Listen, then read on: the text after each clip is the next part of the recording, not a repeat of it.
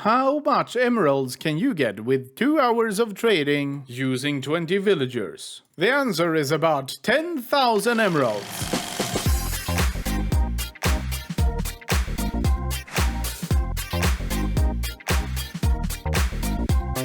What's up guys, today I'm doing things a little bit different. In my quest to experience as much of Minecraft as possible, as well as becoming better at making videos for you, I will be forcing myself to only do live commentary, like most of the YouTubers in this video, so I can get more experienced. So let's get right into it, shall we?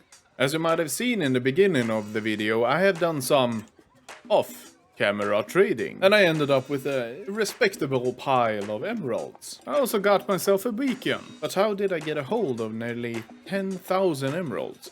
Well, as you can see, I have now fully filled out all of these trading spots with farming villagers, and I've also made sure to set all of the villagers to just about the best trade you can get. Of course, I haven't only done trading, I've also done some off-camera resource gathering and got myself a few resources for a slight project that I have in the end.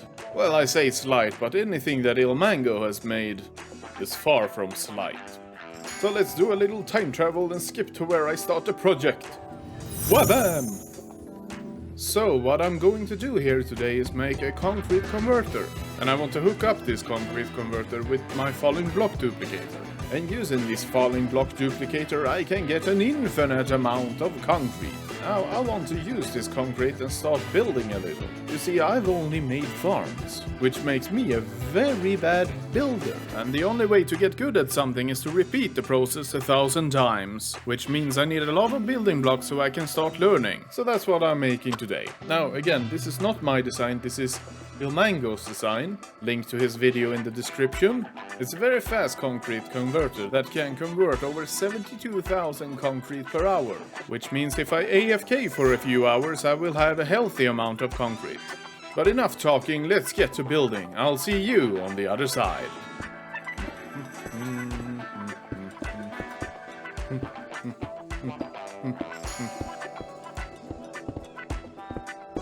Oh,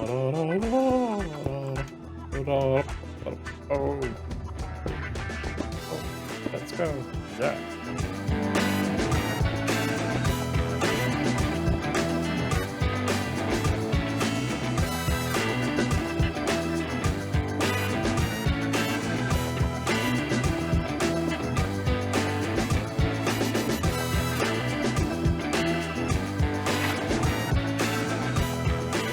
So about an hour later I'm basically done. Litematica truly is an amazing mod to have.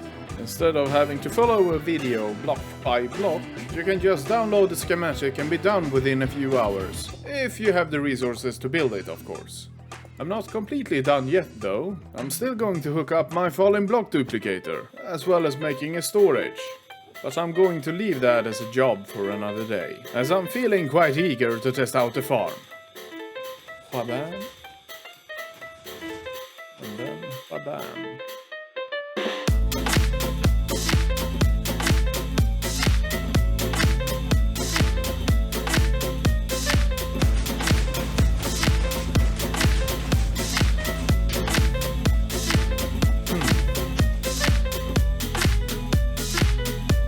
Alright, test 2. After some fearsome testing, I believe I got this done now.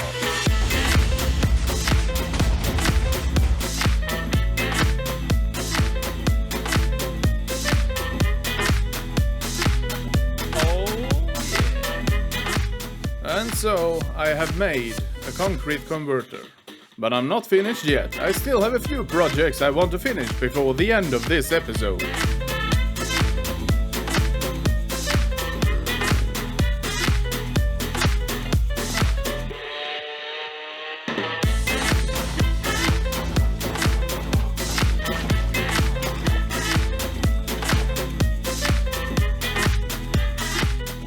Alright, now that I'm done with that project, I can finally start looking towards more projects that I have been planning on making. Making the concrete farm took a lot longer than I imagined, but not because gathering the resources to make the concrete farm was hard. It was that a certain addiction got in the way.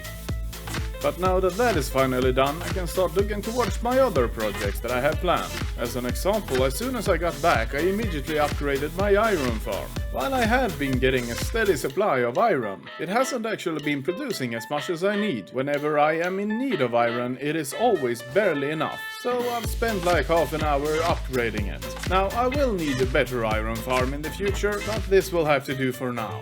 Now, before recording this episode, I had decided I want more color in my builds. So I decided to... hello. Ooh, ah. Oh, wait, but raid? Oh dear, no.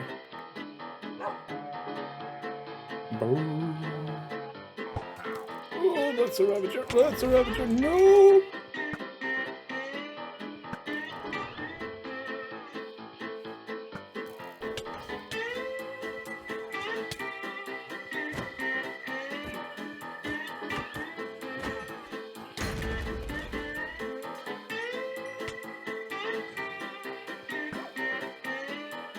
Really?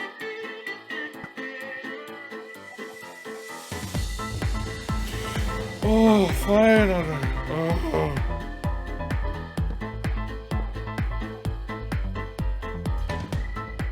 Alright, before I was so rudely interrupted, I had plans to make a flower farm. If you have seen my other channel, you probably know that I have been playing around with the flower mod. And using said flower mod, I made a copy of my world, made a flat area, and got myself a flower map. With this flower map, I can find the best spot for a flower farm. And thanks to the Light Magicka mod, I can easily mark out an area where I want to farm. And that would be the glass rectangle you see before you. With this, I should easily be able to farm every type of dye in the game. If I want to start building a lot, having all of the dyes is going to help a lot. Alright, welcome back guys. This is sometime in the future. Approximately 2 days in the future to be exact. Why is it 2 days in the future? Well, you see, it turned out to be quite a hassle to make this farm. Now, on paper, this farm is quite easy. You simply activate one of those note blocks and the farm should basically start on itself. Like you see here. And that should be essentially it. You just stop the signal on one side and the farm should stop. Then you also have a dispenser here underneath, shooting out bone meal. And that should be it. Quite a simple design really. You know, if you're used to working with tick speed. I will say it like this. When the farm is running as it should, it produces about 3,500 flowers per hour. And that is on the smallest farm. So if you get this farm up and running as it should, you're going to have enough dyes for a lifetime. Now I've tried to automate the entire process here, but it seems I have broken the design. I've spent way too much time on this project for now, but I will return on a later date. Now if you want to make this farm yourself, there will be a link in the description to a working design made by the creator of the farm. It's a simpler design, but it works, as long as you don't try to change anything. Alright, so I got my concrete farm and I got the flower farm. So, the question is there anything new I can do to put a lot of color in my builds? You see, there is this one farm that I've been wanting to do for some time now, and that would be a wool farm. But I have an idea. This entire video is me learning things, and so why don't I take another step and learn something new when making this farm? How about covering it in the building? You know, like most other people do. And let's combine that with streaming. While I really enjoy making videos, I also want to get into streaming, so this is a perfect chance to learn something new. So much like the last video, let's do some stream highlights. Strip or no strip? What do you think? Or rather, stripped logs. I'm not gonna go stripping here, no. If there's anything I've learned this stream, is I should probably plan a bit more, like what colors should I have, or what should I, exactly what sheep do I want, how many of them. I basically been winging it. Okay, green dye. Can I combine it? Aha! Give me the other one. Give me. Yo, no. Yoing. There, so let's go with lime. I said lime. And then green. 3 more colors. Please. Aha!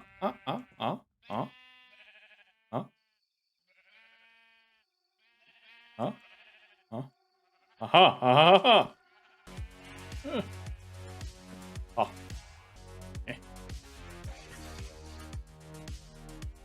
Oh yeah. No. No. What? Bro. Bro. Okay, auto-clicker it is. Try and fight your way out of this one. Thank you very much. Let's get to building then. Although I have no idea what the design is going to be like.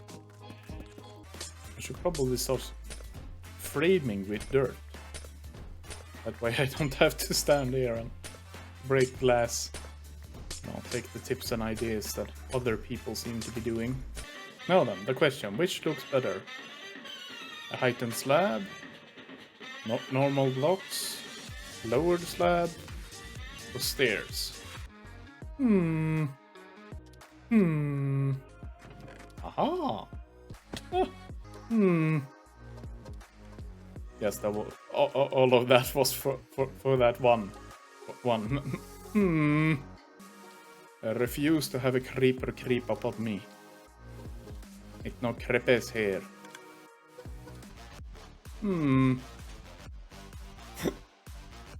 It's hot. This is hot, a lot harder than I thought it would be. I knew it was going to be hard when I set out on an adventure to actually build something, but man, this is harder than it looks.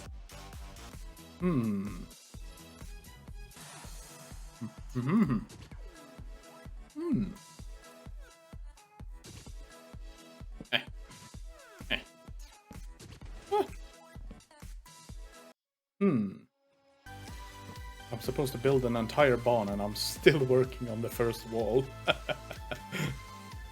I know, right? That's why I'm so torn. Like, do I want hamburger walls? Or do I want something that looks, you know...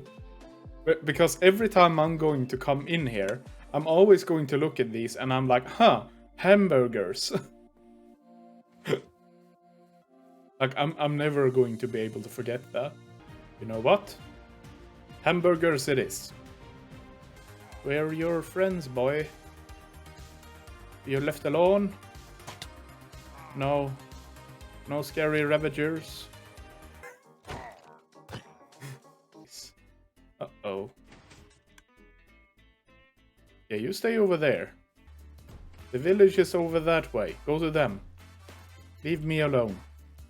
I'm the worst at hiding. Yeah, that's right. Go away. That away. Come on. Leave. Oh! I've already had one raid. I lost almost... No, I didn't lose it. I almost lost it. I survived. Almost. Look at me. I'm learning how to... Yes, I'm learning how to... Oh, the timing. Yes, I'm learning so much at failing. This is basically what I'm gonna do. I'm using the Litematica mod to project this. It isn't an actual build that is in my world right now. But I have been gathering the resources, so basically that's what I'm gonna do today. Also, naturally, if you have any questions about the mods that I'm using, just feel free to ask. I am using a few. Is it called Litematica, Minihud, Tweakaroo. Well, if you know who Ilmango is, it's basically all of the mods that he uses. I gotta say, I really have respect for those that build a lot. Because this is... Oh! It's not easy. They probably don't follow a schematic that I've pre-planned. Ooh, 3 leads. Let's see, Totem Pole of Progress. By the way, that's how my builds usually look like. A cobblestone brick. At the very best. So yeah, this is something I would call big progress. Oh, did I miss one there? Oh. That's also a very good thing about having Lightmatica. You can really like see where everything is like where it's not supposed to. All these what's it called? Pink, purple. These are blocks that could basically just be air. So they're like saying that in the schematic there is nothing there. The orange ones say that it's the correct block, but it's placed in a different way than the schematic says. But as these are like trapdoors, it shouldn't matter too much because it looks the same. But that can have like a real use in, let's say, building a farm or something like that. And then of course the red blocks are blocks that are placed incorrectly. Oh, I got ahead.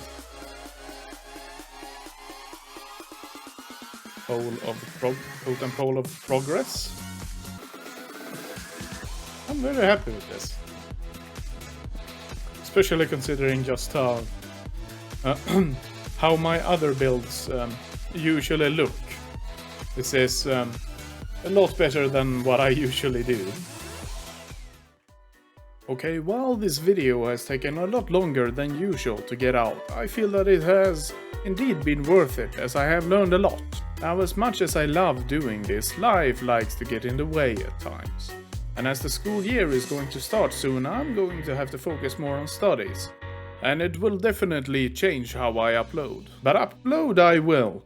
I still have a few more plans for this world, but those plans are going to have to be story for another time. So, if you liked the video, be sure to leave a like, and if you really feel like you want to support me and have a penny or two laying over, be sure to check out my Patreon.